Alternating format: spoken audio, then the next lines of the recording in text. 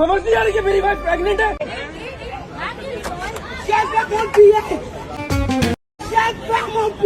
मोदी जी, ये अदानी जी जो है, इनका आपके साथ क्या रिश्ता है? नमस्कार, मैं द सच्ची वॉइस चैनल से। चलिए जानते हैं आज भारत की राजनीति से जुड़ी फटाफट जरूरी खबरों को सिर्फ 5 मिनट में, जिसे सुनकर आपके होश उड़ जाएंगे, लेकिन गोदी मीडिया आपको कभी नहीं दिखाता। तो वीडियो को लाइक करके चैनल को सब्सक्राइब जरूर कर दें। आज की पहली और सबसे बड़ी खबर। दोस्तों, इस खबर को सुनने से पहले आपके 2 सवाल जरूर होंगे। पहला, कि क्या नेता प्रतिपक्ष राहुल गांधी जी की भविष्यवाणी एक बार फिर सच साबित हो रही है? और दूसरा यह है कि एयरपोर्ट पर लोग जो आंदोलन कर चिल्ला रहे हैं, तो लोग बोल रहे हैं ये तो गलत है, लेकिन सच्चाई क्या है वो मैं आपको दिखाऊंगा। दोस्तों, ये बात बिल्कुल सही है कि राहुल गांधी जी ने जितनी भी भविष्यवाणियां की सब सच हुई। राहुल गांधी ने जीएसटी, कोरोना, महंगाई, आर्थिक स्थिति, न जाने किन किन चीजों पर भविष्यवाणी की थी जो कि सच हुई। और आज फिर एक और भविष्यवाणी सच हुई। उन्होंने कहा था कि आप जितने भी सरकारी एयरपोर्ट हैं उनको अगर आप निजी कर दोगे तो आपको आने वाले दिनों में नुकसान भुगतना पड़ेगा, जनता को परेशानी भुगतनी पड़ेगी और जिम्मेदारी लेने वाला भी कोई नहीं होगा। और देखिए क्या हालत हो चुकी है। पिछले 3-4 दिनों से हमारे देश के अंदर हवाई जहाजों का कबाड़ा बन चुका है। हवाई अड्डों पर लोग आंदोलन कर रहे हैं, लोग काउंटर पर खड़े होकर प्रदर्शन कर रहे हैं, लोग भूखे मर रहे हैं। वहां पर लोगों के पास सोने के लिए जगह नहीं, रहने के लिए जगह नहीं है। कोई प्रेग्नेंट है, उसको अस्पताल जाना है, किसी की खुद की शादी है लेकिन वह शादी में नहीं जा पा रहा, किसी की सगाई है, किसी को और कुछ समस्या है तो नहीं जा पा रहा है। कर दिया है।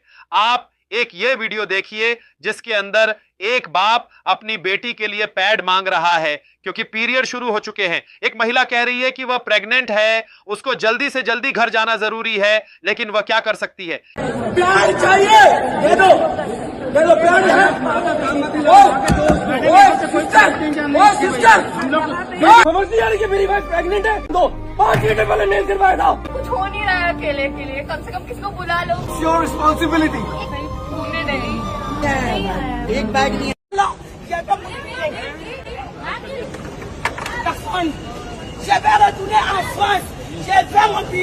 एक तरफ तो पुतिन हमारे देश पर आए और दूसरी तरफ हमारे देश की थू थू हो रही है इन एयरलाइंस के जरिए। और मुख्य कारण क्या है कि एयरलाइन का निजीकरण कर दिया गया है, जैसा राहुल गांधी ने कहा था और ठीक वैसा ही हुआ। किसी एक प्राइवेट कंपनी को सौंप दी गई है सारी एयरलाइन। अब मुझे नहीं पता कि आने वाले दिनों में एक खबर जरूर मिलेगी जिसमें इन एयरलाइन से अडानी का फायदा होता हुआ दिखेगा।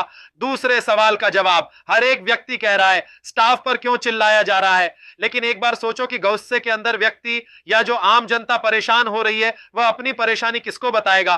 क्या मोदी जी को कॉल करेगी? तो अगर जनता इन स्टाफ पर गुस्सा करेगी तो ये स्टाफ अपने बड़े अधिकारी हैं, उन पर दबाव डालेंगे कि अधिकारी जी एयरपोर्ट पर यह प्रॉब्लम है जो हमसे नहीं संभली जा रही।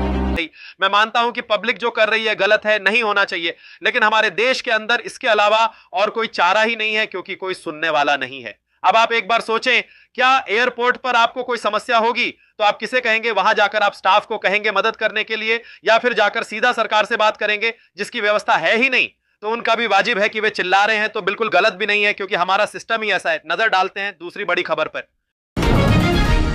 साथियों, ये पाखंडी नेता लोग हर बार हमें देश और देशभक्ति के नाम पर इधर उधर की बातें करवाकर लड़ाई करवाते रहते हैं, दंगे करवाते रहते हैं। उस पार्टी की एक रैली के दौरान कुछ लोगों ने यह काम किया कि शर्म से सिर झुक जाता है कि आज भी हमारे देश में ऐसे लोग रहते हैं, तिरंगे का इस तरीके से अपमान करते हैं कि आपसे देखा भी नहीं जाएगा।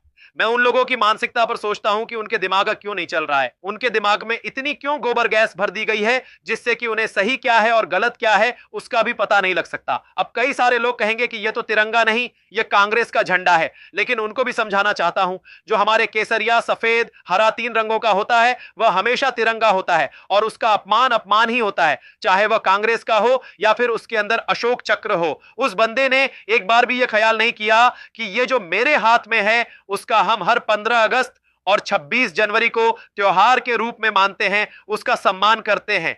लेकिन इस बेबुनियादी बुद्धि के व्यक्ति ने जूते साफ कर दिए इस कपड़े से। अरे भाई, तूने जूते साफ कर दिए तो उससे कांग्रेस का कुछ नहीं गया, लेकिन तूने देश का अपमान किया है। तेरे जैसे लोगों को तो सजा मिलनी चाहिए, लेकिन क्या करें, कोई सच की आवाज का साथ देना भी चाहे तो भी नहीं दे सकता, क्योंकि सरकार खुद चाहती है कि तेरे जैसे लोग प्रचलन में आएं और आगे बढ़ें और ऐसे ही बस रैलियों में और धार्मिक सम्मेलनों में हो करते रहें। खैर, इन मंदबुद्धि को छोड़िए, लेकिन जितने भी मेरे जो दर्शक हो, आप भले ही किसी भी पार्टी का समर्थन कर रहे होंगे, कभी भी कहीं भी जहां देश की बात हो वहां आपको देश का सम्मान करना चाहिए। देश के सम्मान से ऊपर उठकर आपके लिए कोई भी राजनीतिक पार्टी नहीं होनी चाहिए। नजर डालते हैं अगली खबर पर। दोस्तों, ये जो आप खाली कुर्सियां देख रहे हैं वह किसी विपक्ष के नेता के संबोधन के दौरान की नहीं है। यह हमारे राजस्थान के माननीय मुख्यमंत्री श्री भजनलाल जी शर्मा जी की मीटिंग में आई हुई बहुत सारी जनसंख्या है, जो कि भजनलाल जी शर्मा को इतना चाहती है कि उन्होंने उसे वोट देकर मुख्यमंत्री बनाया है। अब जिस मुख्यमंत्री को अक्कड़ बक्कड़ बम्बे बोलचे करके मुख्यमंत्री बनाया जाता है, उससे आप क्या उम्मीद रख सकते हैं? राजस्थान जैसे बड़े राज्य का प्रतिनिधि मुख्यमंत्री उसकी एक पर्ची के माध्यम से चुना जाता है कि अगर उसमें पर्ची का नाम आ गया तो उसको मुख्यमंत्री बना दिया गया। तो आप मुझे बताइए कि क्यों होगी देश के अंदर मुद्दों की बातें। नजर डालते हैं अगली खबर पर। दोस्तों, महत्वपूर्ण खबरों से पहले शांत मत बैठना। अगर आपको किसी साजिश पर गुस्सा आया तो कमेंट में दिखाइए और इस वीडियो को अंधभक्तों के शेयर कीजिए। आपकी छोटी सी कोशिश देश को सुधारेगी और सच्ची जानकारी के लिए लाइक और सब्सक्राइब जरूर कीजिए। नजर डालते हैं अगली खबर पर। साथियों, बहुत से साथी जो वर्तमान बीजेपी सरकार से परेशान हैं, लेकिन वह सोचते हैं कि विपक्ष भी मुद्दे की बात नहीं करता, तो उनको मैं बताना चाहूंगा कि विपक्ष तो मुद्दे की बात करता है, लेकिन मुद्दे की बातें दबा दी जाती हैं, क्योंकि गोदी मीडिया है जो कभी उनकी कीमती बातें, वैल्यूएबल बातें आपको साझा करता ही नहीं है, जबकि तोड़ मरोड़ कर शेयर किया जाता है छवि खराब करने के लिए। अब आप देखिए, राहुल गांधी ने खुले तौर पर कह दिया कि मैं प्रधानमंत्री नरेंद्र मोदी जी से डिबेट करने के लिए तैयार हूं। इतना खुला चैलेंज दे दिया। अभी भी हमारे देश के 56 इंच की छाती वाले प्रधानमंत्री क्यों डरे हुए हैं, और डर का कारण भी राहुल गांधी ने बता दिया है। सुनिए पहले। आपको क्या लगता है नरेंद्र मोदी डिबेट करने आएंगे? नहीं आ सकते हैं, क्योंकि मैं आपको बताता हूँ क्या होगा। पहला सवाल मैं उनसे पूछ रहा हूँ, नरेंद्र मोदी जी, ये अदानी जी जो है, इनका आपके साथ क्या रिश्ता है? फिर मैं पूछूंगा, ये जो काले कानून आप लाए, इसके बारे में आप समझाइए। फिर उसके बाद मैं कहूंगा, जब कोरोना में लोग मर रहे थे, आपने देश को थाली बजाने के लिए क्यों कहा? उसके बाद मैं पूछूंगा, मोदी जी एक बात बताइए, आपने वो जो शी जिनपिंग है उसको झूले पे झुलाया और वो हिंदुस्तान की दिल्ली जितनी जमीन उठा के ले गया, उसकी आर्मी आज तक उसमें बैठी हुई है, ये आपने क्या किया? उसके बाद मैं पूछूंगा, ये मुझे बताइए, आप अग्निवीर स्कीम क्यों लाए? नरेंद्र मोदी जी, गैस सिलेंडर का दाम के बारे में बताइए, महंगाई के बारे में बताइए, बेरोजगारी के बारे में बताइए। तो नरेंद्र मोदी डिबेट नहीं कर सकते हैं। बिल्कुल सही बात है दोस्तों। एक बार आप कल्पना करिए कि हमारे देश के प्रधानमंत्री और राहुल गांधी आमने सामने बैठे हैं। राहुल गांधी ने यही सवाल प्रधानमंत्री नरेंद्र मोदी जी से पूछ लिए तो उनका क्या रिएक्शन होगा? या तो कहेंगे आप इंटरनेशनल हो, आपने ऐसा कैसे पूछ लिया, आपने हमारे हिंदू धर्म का अपमान किया है, आपको यह सवाल मुझसे नहीं करना चाहिए, पंडित जवाहरलाल नेहरू जी से और महात्मा गांधी जी से करने चाहिए। मुझे तो यह सोचकर हंसी आती है कि क्या माहौल होगा, लेकिन सोचने से क्या होगा, यह तो मैं 100% यकीन के साथ कह सकता हूं। अगर हमारे मोदी जी अमर हो जाएं और आज से 100 साल बाद भी प्रेस कॉन्फ्रेंस करने के लिए उनको बोल दिया जाए तो वे कभी तैयार नहीं होंगे। बस सिर्फ रेडियो पर आएंगे, अपना मन की बात करेंगे, कोई सवाल पूछने वाला नहीं होगा, सिर्फ अपनी बात थोपी जाएगी बस। नजर डालते हैं अगली खबर पर।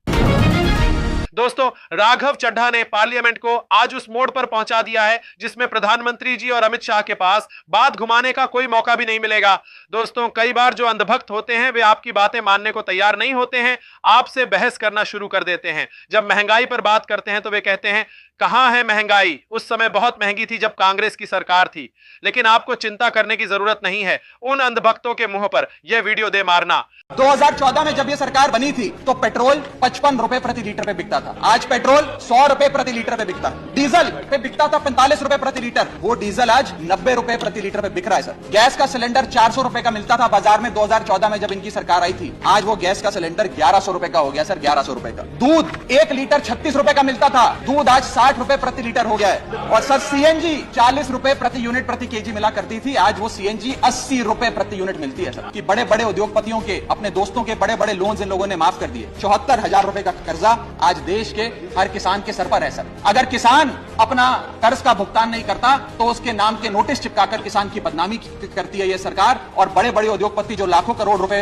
डकार गए उन्हें बिजनेस क्लास में बिठा के देश से रवाना करती है सर। वर्तमान सरकार जो है चारों तरफ से कैसे न कैसे करके जनता से धन लूटकर अपने कुछ चुनिंदा अरबपति दोस्तों को सौंप दे रही है। आप देखिए कि उस समय देश की हालत क्या थी, लेकिन फिर भी देश को लूटने का काम उस सरकार ने नहीं किया था। देश के पास खाने का राशन तक नहीं था, 15 दिनों का ही बचा था सिर्फ। लेकिन वह सरकार चाहती तो सभी किसानों पर टैक्स लगाकर पैसा वसूल कर सकती थी, सारी चीजें महंगी करके पैसा वसूल कर सकती थी, फिर देश की आमदनी को बढ़ा सकते थे। लेकिन नहीं, उन्होंने क्या किया? उन्होंने एक व्यवस्थित आर्थिक नीति अपनाकर देश को अपने पैरों पर मजबूती से खड़ा किया। लेकिन आज की सरकार क्या कर रही है? एक बने बनाए देश पर सिर्फ और सिर्फ अपने कुछ दोस्तों की जेब भरने के लिए, अपनी कुर्सी को बचाने के लिए सभी जनता पर धर्म का पर्दा डालकर मौज कर रही है। नजर डालते हैं अगली खबर पर।